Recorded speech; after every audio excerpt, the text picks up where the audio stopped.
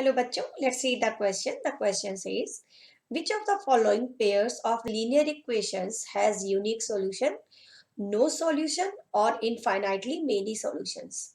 In case there is a unique solution, find it by using cross multiplication method. तो यहाँ पर हमें 4 questions दे रखे हैं, हर एक के अंदर पेयर ऑफ लीनियर इक्वेशन है। तो हमें ये पहले तो ये चेक करना है कि इन लीनियर इक्वेशंस को अगर हम सॉल्व करेंगे तो हमें यूनिक सॉल्यूशन मिलेगा, नो सॉल्यूशन मिलेगा या इनफाइनाइट सॉल्यूशन मिलेगा। और अगर यूनिक सॉल्यूशन मिलेगा तो हमें उसे फाइंड करना है by using cross multiplication method. तो क्वेश्चन स्टार्ट करने के पहले ये डिस्कस कर लेते हैं कि किसी भी पेयर ऑफ लीनियर इक्वेशन के अंदर कब यूनिक सॉल्यूशन एग्जिस्ट करता है, कब नो सॉल्यूशन या कब इनफाइनाइटली मेनी सॉल्यूशन। तो चलिए शुरू करते हैं। अगर हमारे पास कोई दो इक्वेशंस हैं, जैसे a1x plus b1y plus c1 equal to 0 और दूसरी इक्वेशन है a2x plus b2y plus c2 equal to 0, तो इन दोनों इक्वेशंस को सॉल्व करने पर यूनिक सॉल्यूशन होने की कंडीशन है solution is unique if a1 upon a2 is not equal to b1 upon b2। Means a1 और a2 का रेशियो b1 और b2 के रेशियो अगर दोनों डिफरेंट है तो सॉल्यूशन कैसा होगा, यूनिक। अब देखते हैं इनफाइनाइट सॉल्यूशन की कंडीशन। तो जो सॉल्यूशन है वो इनफाइनाइटली मेनी सॉल्यूशंस होंगे। अगर infinitely many solutions if we have a1 upon a2 equal to b1 upon b2 equal to c1 upon c2, means तीनों ही रेशियोज अगर सेम है then it will be infinitely many solutions. और no solution का case है it will be no solution if a1 upon a2 और b1 upon b2 तो दोनों इक्वल हो but c1 upon c2 different हो।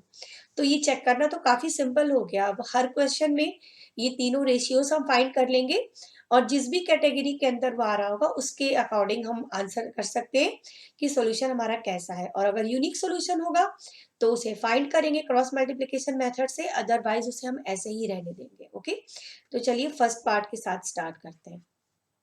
फर्स्ट पार्ट है x minus 3y minus 3 equal to 0, first equation.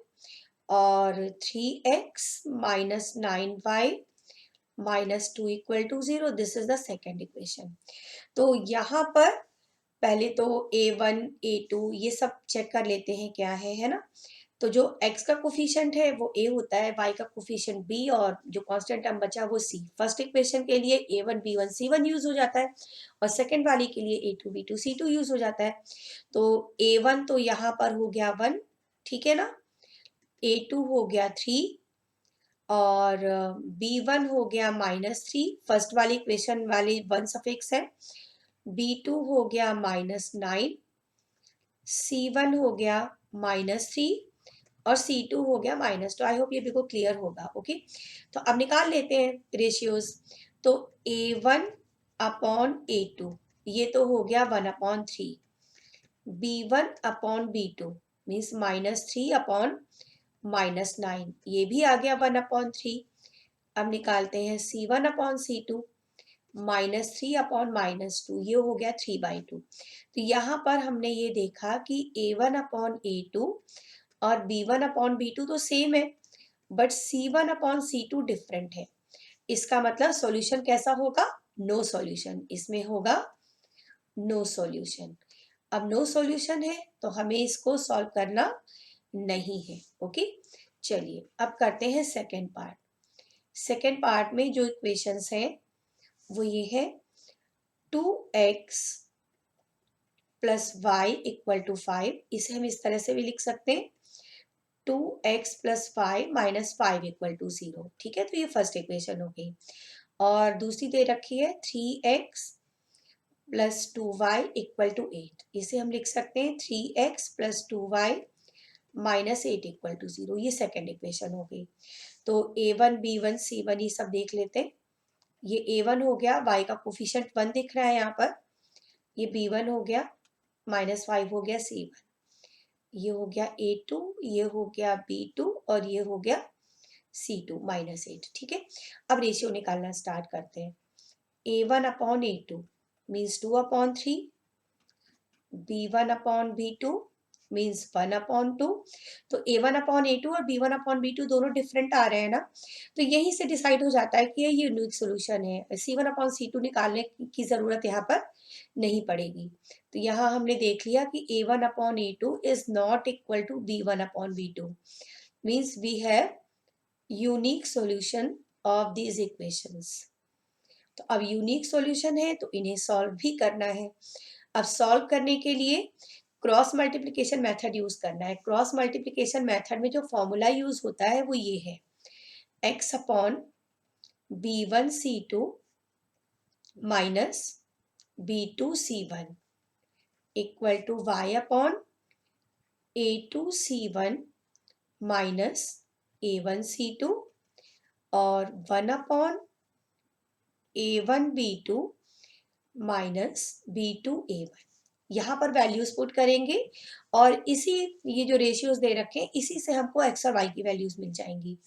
A1 B1 C1 A2 B2 C2 ये already हमें पता है, बस वैल्यूज पुट करनी है। तो ये आ जाएगा -8 into 1 -2 into -5 y/-5 into 3 -2 into -8 1/2 into 2 -3 into 1। तो ये हो गया x/-8 + 10 y/-15 + 16 1/4 -3। So this is x/2 आ जाएगा ना, ये माइनस का 8 और प्लस का 10, x/2 y/1 और यहाँ भी 1 आ गया। तो फर्स्ट x/2 को जो लास्ट वाला जो 1 है इसके साथ ले लेंगे। अगर हमने लिया x/2 इक्वल टू 1 तो x की वैल्यू मिल गई 2, और अगर हमने लिया y/ लेना है, यहाँ पर x निकाल चुके, और अगर हमने लिया if we have take y/1 equal to 1 तो y की वैल्यू क्या मिल गई 1। तो इस इक्वेशंस का सॉल्यूशन हो गया x इक्वल टू 2 और y इक्वल टू 1। तो ये तो हो गया हमारा सेकेंड पार्ट। चलिए थर्ड पार्ट करते हैं। थर्ड पार्ट है 3x - 5y इक्वल टू 20, है ना। इसे हम लिख सकते हैं 3x - 5y - 20 इक्वल टू 0। तो ये तो फर्स्ट इक्वेशन होगी। और 6x - 10y इक्वल टू 40, इसे लिख सकते हैं 6x - 10y - 40 इक्वल टू 0। ये सेकेंड इक्वेशन हो गई। ठीक है, अब यहाँ पर जो कॉन्स्टेंट्स हैं हमारे वो देख लेते हैं। A1 हो गया, B1 हो गया, ये C1 हो गया, ये हो गया A2, ये हो गया B2 और ये हो गया C2। तो हम निकाल लेते हैं A1/A2 3/6 मीन्स 1/2। ठीक है ना। B1/B2 निकाल लेते हैं -5/-10, ये भी 1/2 आ गया, है ना। तो यूनिक सॉल्यूशन तो नहीं है। C1/C2 और निकाल ले, उससे डिसाइड हो जाएगा। -20/-40 मीन्स 1/2, तीनों सेम आ गए। तो ये इनफाइनाइटली मेनी सॉल्यूशंस हो जाएगा ना। A1/A2 equal to B1/B2 equal to C1/C2 means it have infinitely many solutions. Infinitely many solutions. तो यहाँ पर हमें इसको सॉल्व नहीं करना है। ठीक है, चलिए अब करते हैं फोर्थ पार्ट। फोर्थ पार्ट है x - 3y - 7 इक्वल टू 0, ये फर्स्ट इक्वेशन है। और 3x - 3y - 15 इक्वल टू 0, ये सेकेंड इक्वेशन है। तो इसमें भी A1 B1 ये सब चेक कर लेते हैं क्या है। तो x का कोफिशिएंट 1 दिख रहा है ना, तो ये a1 हो गया, ये a2 हो गया, सॉरी ये b1 हो गया, 1 सेकेंड, a1 के बाद b1 आएगा, ये b1 हो गया और ये c1 हो गया, ये हो गया a2, ये हो गया b2 और ये हो गया c2। तो निकाल लेते हैं अब ratios. a1 upon a2 means 1/3, b1 upon b2 -3 upon -3 means 1। तो ये दोनों सेम नहीं है, सेम नहीं है, तो यहीं से डिसाइड हो जाता है कि सॉल्यूशन कैसा है, यूनिक है। ओके, इन इक्वेशंस का है यूनिक सॉल्यूशन। तो अब हमें फिर से अप्लाई करना है क्रॉस मल्टीप्लिकेशन मेथड। फॉर्मूला हमें ऑलरेडी पता है ना, तो हम बस मेथड अप्लाई कर देते हैं। x के साथ आ जाएगा -3 इंटू -15 -3 इंटू -7। जो फॉर्मूला भी पीछे हमने यूज किया है उसी में वैल्यूज पुट करना है। y के साथ 3 -7 और -1 के साथ, माइनस तो बीच में रहे फॉर्मूले वाला, 1 के साथ -15 और यहाँ पर 1 इंटू -3 माइनस, ये आ जाएगा माइनस का 3 मल्टीप्लाइड बाय -3। तो ये हो जाएगा x अपॉन 45, 7 3 सा 21, माइनस का 21 आएगा, y अपॉन 3 इंटू -7 हो गया -21 और ये आ गया +15, ये हो गया -3 और ये हो गया +9। तो अब ये सिंप्लीफाई करके हमें मिल जाएगा x अपॉन 24, y अपॉन -6 और 1 अपॉन 6। अब अगर हम ले लें x अपॉन 24 के साथ 1 अपॉन 6, तो x क्या हो जाएगा, 24 इंटू 1/6 मीन्स 4, ठीक है।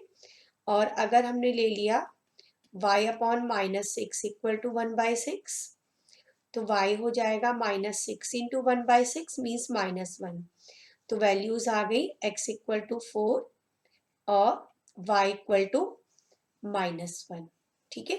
तो ये हमारा आंसर हो गया 4th पार्ट का। Hope you understand it well. Thank you.